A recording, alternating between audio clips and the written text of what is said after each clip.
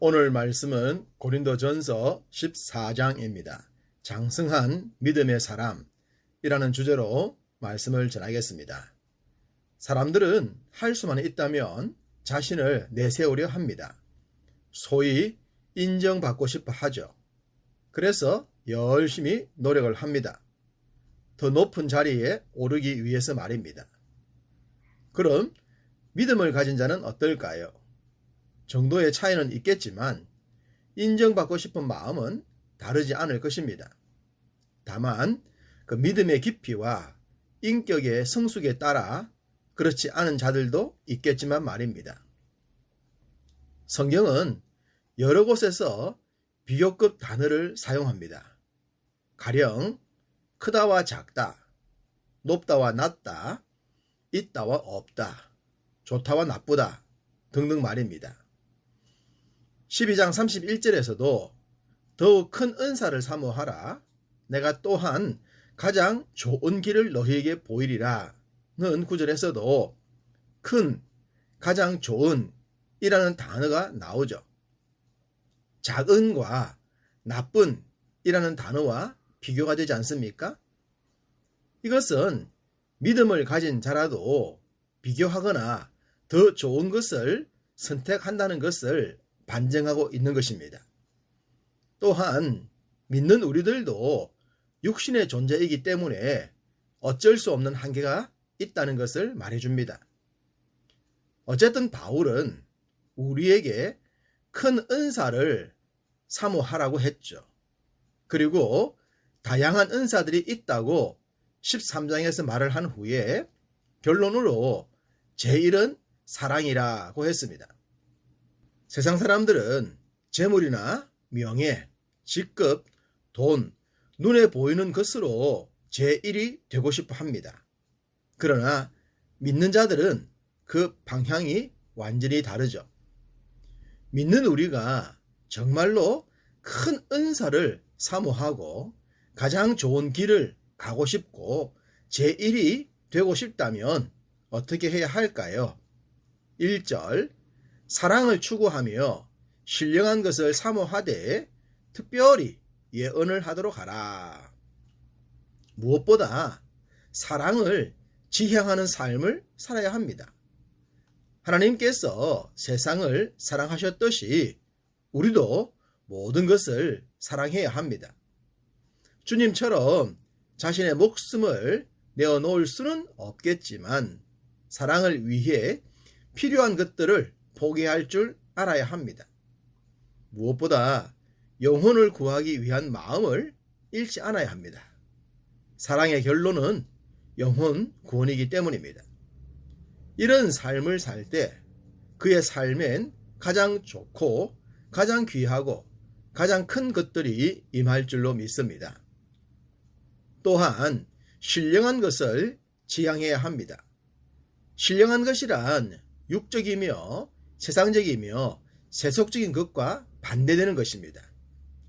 앞서 말씀드렸듯이 세상은 눈에 보이는 것으로 인정받으려 하고 높아지려 하죠. 믿는 우리는 그들과 다른 신령한 것으로 굳게 세워져야 합니다. 세 번째는 예언을 하라고 합니다. 예언의 특징은 3절에 덕을 세우며 권면하며 위로하는 것이라고 했습니다. 예언은 자기 중심적인 것이 아니라 타인 중심이라는 것을 말씀합니다.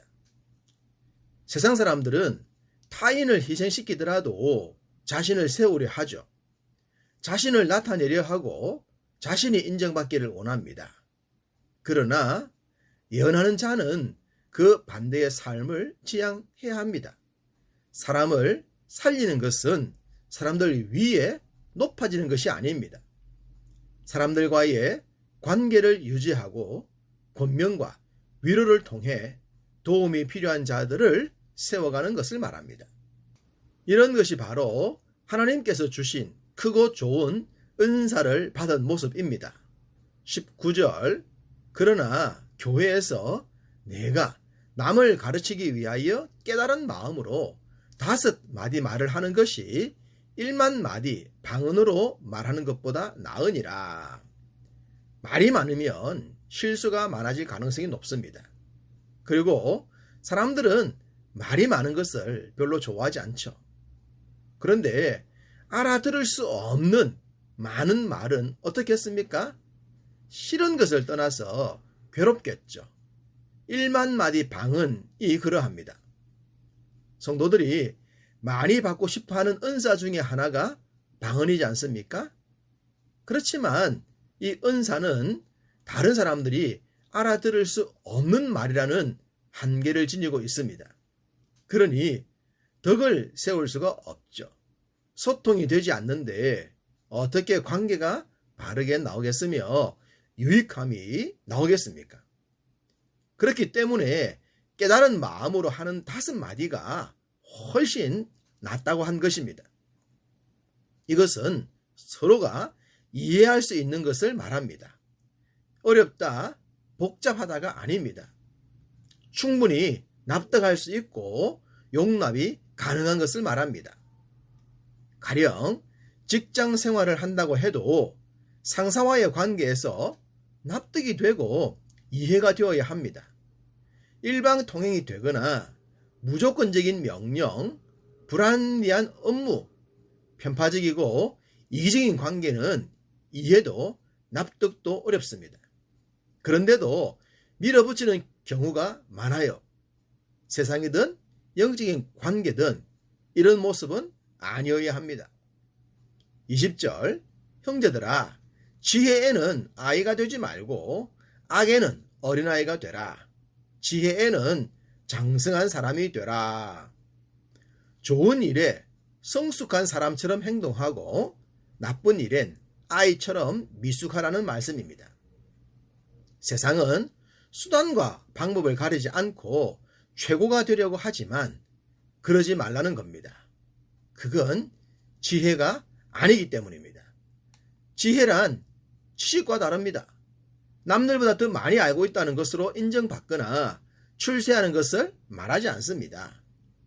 26절 마지막에 모든 것을 덕을 세우기 위하여 하라고 했습니다. 지혜란 덕을 세우는 것입니다. 덕은 사람이 행할 마땅한 것을 의미합니다.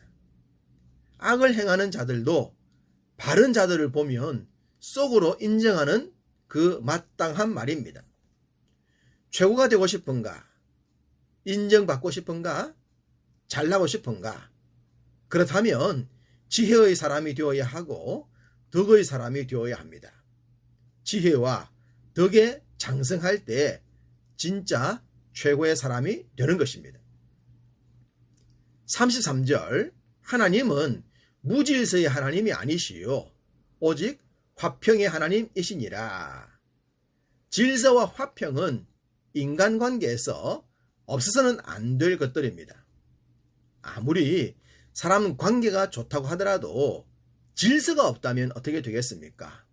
좋음이 사라질 것입니다. 사람들은 나이가 들고 자신의 가진 것들이 세월과 함께 변하게 되는데 그 모든 것들이 무시를 당하면 기분이 어떨까요? 질서가 있어야만 좋은 관계도 유지될 수 있는 것입니다. 분란과 소란을 좋아할 사람은 없습니다. 믿음의 유무를 떠나서 모든 공동체엔 분란과 소란이 없어야 합니다. 생각이 다르고 삶의 배경이 다르고 지향하는 것이 다른 사람들이 더불어 살아가는 것 쉽지 않습니다. 그렇기 때문에 그 속에서 화평을 잃지 않아야 합니다. 관계에서든 개인의 내적 상태에서든 화평이 사라지면 이룬 것들을 통해 참된 기쁨을 누리지 못하기 때문이죠. 바울은 여자들이 교회에서 말하는 것에 대해 얘기를 했지만 그것도 당시 상황에서 봐야 합니다. 이것 또한 그 당시의 관점에서 질서와 화평을 이루는 하나의 방편이었기 때문입니다. 결론 구절인 40절을 보시면 모든 것을 품위 있게 하고 질서 있게 하라고 하셨습니다. 품위와 질서를 갖추면 멋이 있습니다. 그것이 사람과의 관계에서든 개인의 삶에서든 말입니다. 믿음의 공동체든 세상 공동체든 품위와 질서를 갖추는 것은 한마디로 굿입니다. 이런 모습을 믿는 우리들이 주도해야 하는 것입니다. 우리가 사는 세상은 믿는 우리와 다릅니다. 그래서 품위와 질서, 화평과 가장 좋은 것의 기준이 많이 다르겠죠.